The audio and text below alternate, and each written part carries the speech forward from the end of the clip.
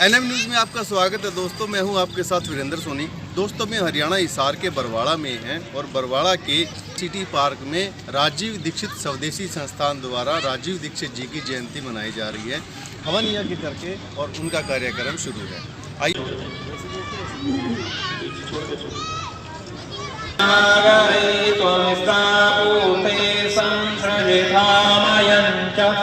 अस्मिन् सदसे अयुक्तरस्मिन् विश्वे देवो विश्वानि देशानि तद्दुरितानि परासुव यद्रण्डनकासुव स्वाहा वरेण्यं भर्गो देवस्य धीमहि धियो यो न प्रचोदयात् स्वाहा। शांति शांति रेधि ओम शांति शांति शांति। धर्म की धर्म की क्योंकि उन्होंने भी राष्ट्र के लिए अपना जीवन आहूत किया है। भाई राजीव दीक्षित जी, गौ माता की। जो विश्व का पावरफुल देश है, समय की बर्बाद स्वागत है और आगे आए अपना नाम और मोबाइल नंबर नोट करवाएं।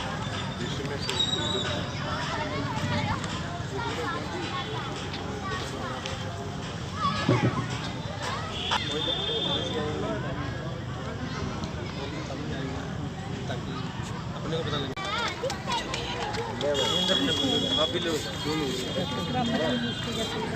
जो आपको अच्छा लगे उसको बना दो।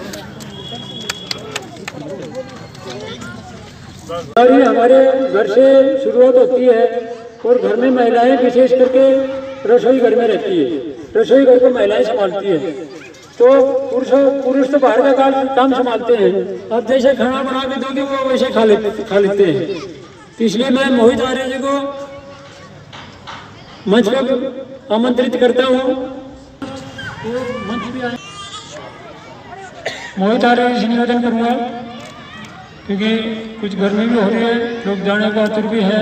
मेरा आप सभी से निवेदन है, तो डॉक्टर साहब मंच संभालेंगे।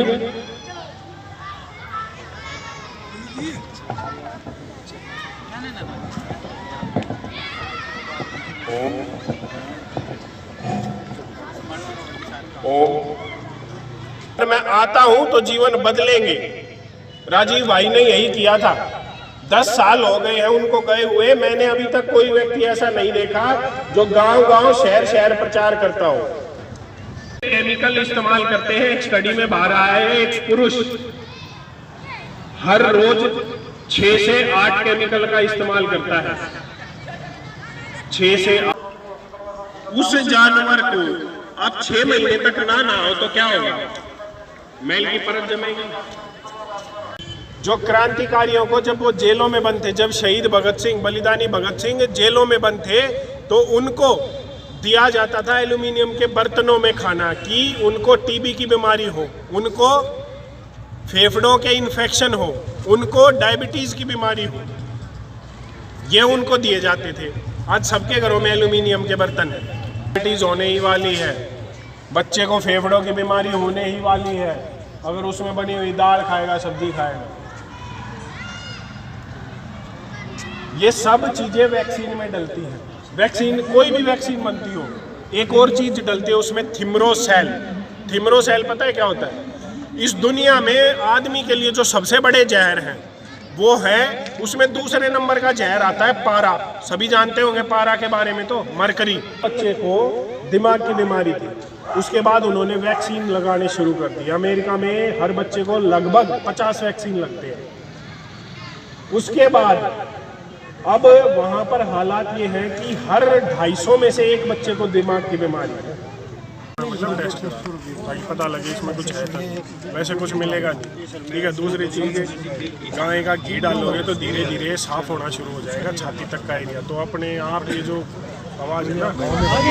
हमारे साथ डॉक्टर मोहित आर्या जी हैं जो बहादुरगढ़ से हैं। सर, मैं सबसे पहले तो जो अमर शहीद राजीव दीक्षित जी की जो जयंती है उस पर आपसे एक मैं विशेष बात पूछना चाहूँगा कि जो वैक्सीन के लिए जो विरोध है वो विरोध क्यों है?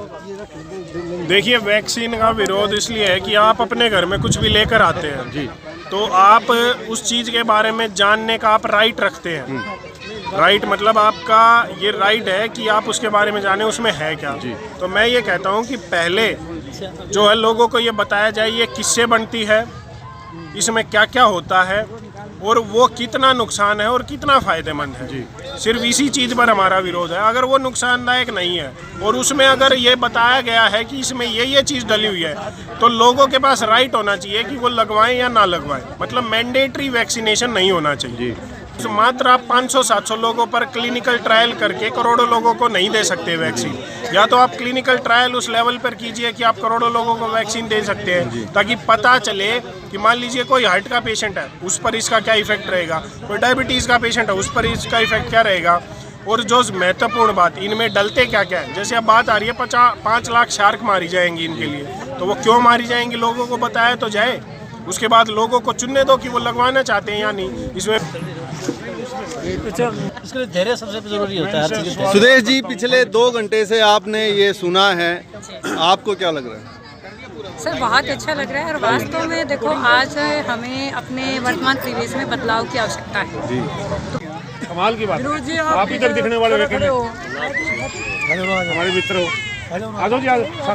थोड़ा खुला खुला वी सब भी जैसे कम खड़े रहो, कुर्सी पे कम बैठो, और बैठना भी है तो सुखासन पे जाओ, तो सोफे पे कम बैठो। तो उसमें क्या है धीरे धीरे क्या चलो स्कूल नहीं बिल्कुल।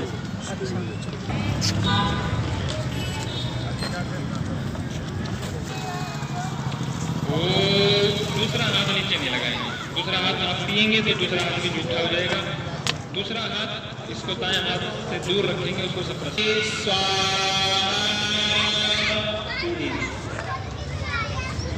ऐसा आपने 3 बार करना है। थोड़ा सा कर ओम सत्यम यशः श्रीर्मय श्रीः शर्यतां स्वाहा।